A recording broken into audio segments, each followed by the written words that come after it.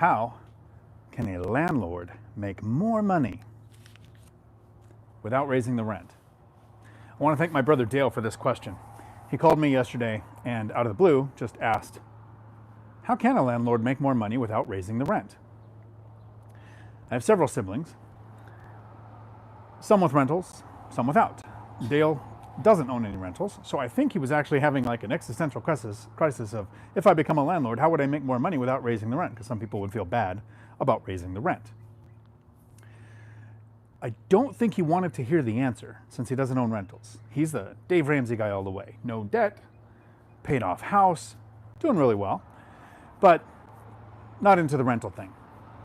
So when I had an answer, I think he was shocked when I said, first thing, he just calls kind of out of the blue. He says, hey, how can a landlord make more money without raising rent? And I said, well, one of the ways would be to shop around for a better insurance rate, lower your expense, maybe refinance your house, bring your mortgage payment down. And he goes, whoa, wait. So you can actually make more money without raising the rent. And I said, absolutely. And it's okay, click, phone's off. So I'm sitting there thinking, well, that's interesting. But it actually got me thinking, here are a lot of ways to make more money as a landlord without raising the rent.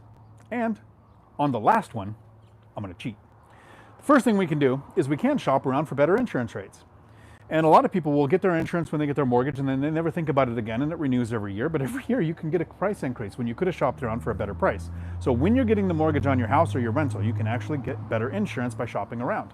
When you renew, or at any point in time, you can shop around for a better quote. Cancel the one you have, get a rebate or a refund on the money that you paid. You could also call your insurance and say, hey, I want to raise my deductible. My goal is to have my deductibles at least $10,000 because I never want to make a claim unless it's actually something huge, like somebody got hurt or the place is burning down. Then I might actually make a claim. So with a higher deductible, you'll get a lower premium. The second thing I said was, well, maybe you could refinance your house. So this made sense in 2020 where I refinanced all the properties I had because interest rates that I had were above 6%, rates dropped down to where I refinanced to 3%. So that refinance brought my interest rate down so much, my payments on each property dropped by over $500 a property. That doesn't suck. But right now, interest rates aren't lower than probably where a lot of people's mortgages are.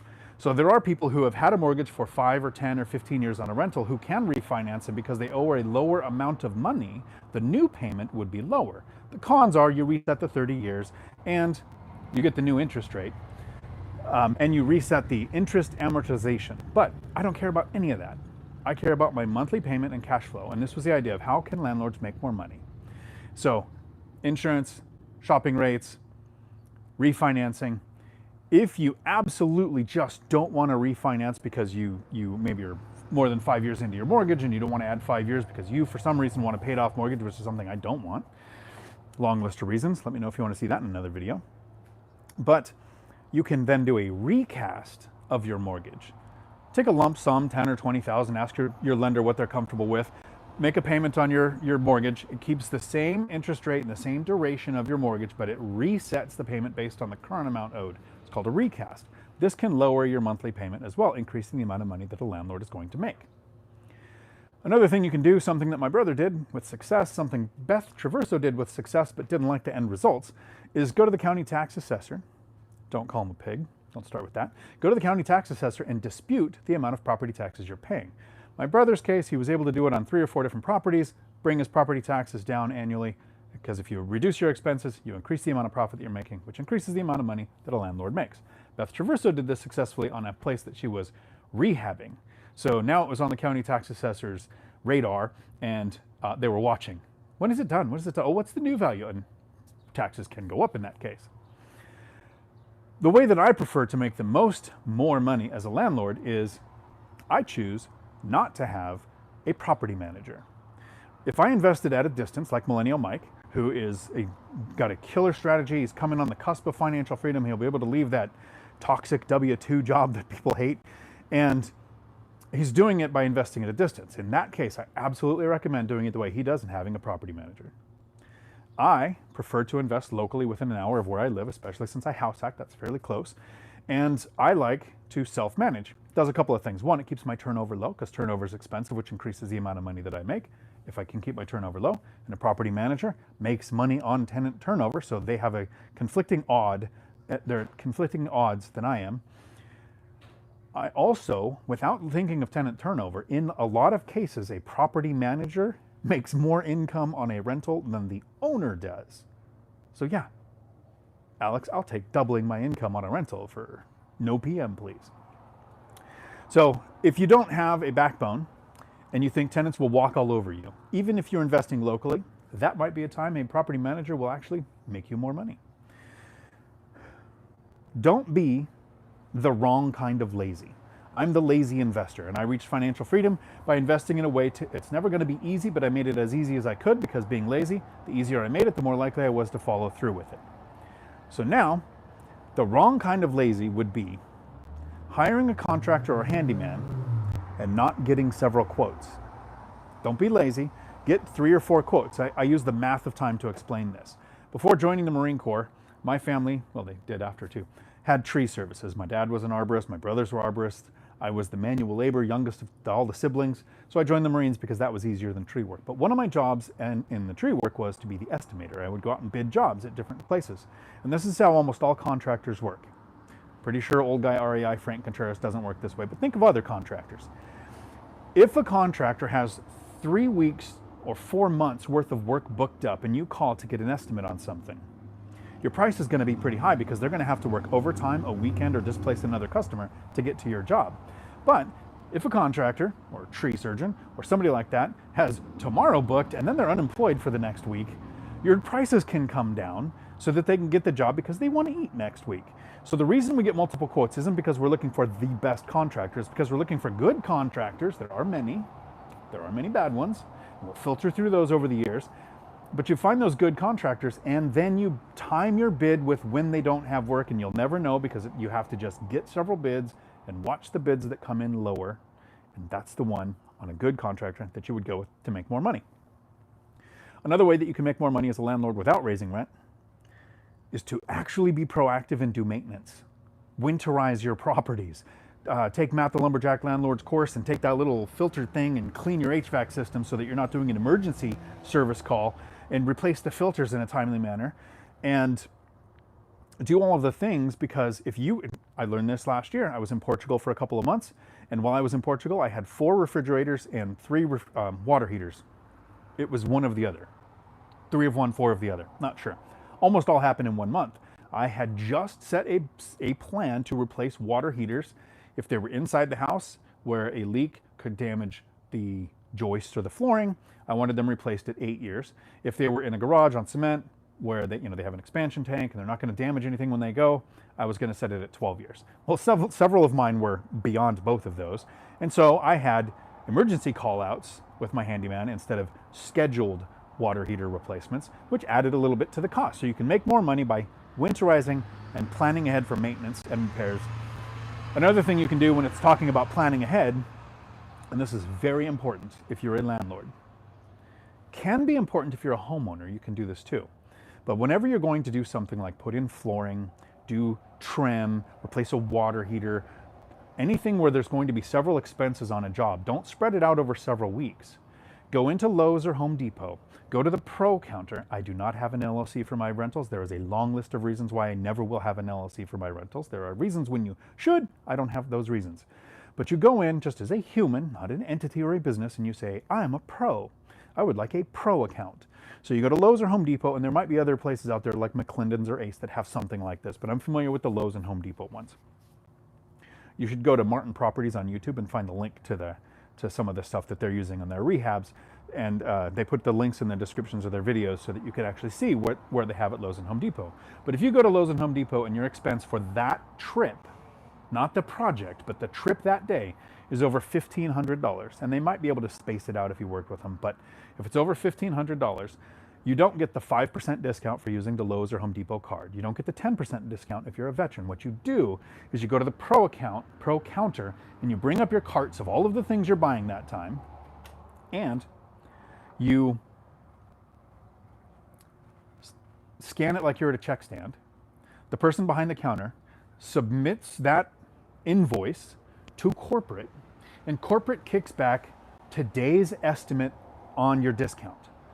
In the last couple of months, because I'm doing my first and last burr, I've gone in with a couple of expenses, and they were between $2,000 and $3,000, and one of them was a 22% discount, and one of them was a 26% discount. So it varies on the day, but you can save a significant amount of money if you plan when you're buying and aggregate those expenses.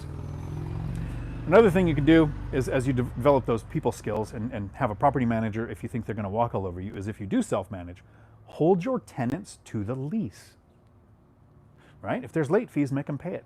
If there's an early termination fee in the agreement, take it out of the deductible or make them pay it. Hold people to the lease, because our tenants hold landlords to the lease. The law holds landlords to the lease. And yes, there's bad apples out there, but that's why the laws exist. This is one that's very important to me, and whenever I do a purchase of a rental, I actually consider this in the factor of, am I going to buy that or not? I want the property set up in such a way that as much as possible, all utilities, whenever possible, are in the tenant's name. I don't want electricity or gas heat, if you're in Siberia like Matt, in my name. Because here's the concept I want you to think. People waste less when it impacts them. People waste more when it impacts the evil landlord. So whenever possible, utilities in the tenant's name. Not always possible, but whenever possible, that's the direction I shoot for. Another thing I want you to consider as a landlord to make more money without raising the rent is to think of the real estate X factor. There is an XY axis, X factor in real estate, that the more risk you're willing to take, the more money you can make. But now think, the more work you're willing to do, the more money you can make. If you self-manage short-term rentals, you will make a lot more money than if you have a property manager with long-term rentals. So somewhere in that spectrum is where you fall on the amount of work you want to do, the amount of risk you want to take, and the return you want to get on your money. I actually prefer long-term tenants that are self-managed. I could make more with mid-term or short-term rentals, but I'm super lazy. And if it took more work, I probably wouldn't do it. So instead of considering different strategies, I want you to realize, how many have I gone through now on ways to make more money as a landlord, because this video is going to be uploaded in the course later. So you're getting this for free here on YouTube, but there will be breakdowns on a lot of these in the course. I haven't talked about raising the rent yet, right? These are all just strategies on how to make more money as a landlord that you can do in conjunction with raising rents, right? But here's the last two, and then I'll cover the way that I cheat. The first one is, don't overcomplicate your business. I see it often in the Real Estate Rookie, the Bigger Pockets Facebook groups, or in the forums where people go, I have 3 rentals, what should I do? And you'll see all these people pipe in that don't even have a rental yet, and they go, well, you need to hire an attorney and a CPA and put every property in an LLC, and you need to have business banking accounts, and you need to just have all this high-end, super expensive software. All of those take away money, add to your expenses, and reduce the amount of money that a landlord makes, whether you raise the rent or not. Here's what my business looks like with 18 rental units. I house hack one, so I'm living for free. And as soon as I rent out the other side on this rehab, I'll be getting paid to live here. But, long list of reasons for no LLC. I have retained an attorney. If I ever have to go through an eviction, I have one on retainer, and I did ask them one question. In my leases, is there any verbiage that you would like that would make your job easier if we ever go through an eviction together because you work in the system that you're going to be operating in? Meow. Well, my cat's here somewhere. The neighborhood cat, did he wake up? All right. So, CPA, because there's multiple times of depreciation. Hired an attorney. Didn't use software for a long time. I had apartments.com or Zillow to market properties. I'm now using Hemlang. But I have 18 units, right? If you have 1 or 2, I don't know if you need that. I have 1 checking account. It's a personal checking account. It's not a business account. I have 1, this is 1. I have 1 savings account. I have 1 credit card used for cash back. Yes, there are points and flights and all that confusing stuff, but I'm lazy. I just like getting money back. I have 1 spreadsheet with a tab for income and a tab for expenses that I send to the CPA, like I did this last weekend, and I sleep like a baby. The last thing before I tell you how I cheat is, we don't overcomplicate our business, don't undercomplicate your business. Even with just 1 rental, I would have a CPA. There are multiple forms of depreciation and different tax strategies that you can use to plan when you might want to do things, what write-offs you might want to take to stay bankable. All of those things I want a pro telling me how to do it. And the last thing on how I cheat this entire video was, how does a landlord make more money without raising the rents? Thank you again, Dale, for the question yesterday. when I was in the middle of a nap, and I cheat. This entire video was, here's how I make more money with all of these strategies as a landlord, and you can use some of these or all of these strategies to make more money without raising the rent. I don't raise the rent.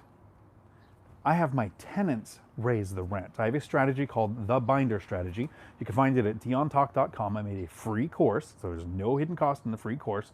It teaches you as a landlord how to get your tenants to ask you to raise the rent, and usually a significantly larger amount than if we were to just go in and raise it ourselves. If you like your questions answered during a live stream, every Tuesday afternoon at 4 p.m. Pacific, I do live streams that last generally as long as the questions do. Until my next video, thanks for coming to my Dion Talk.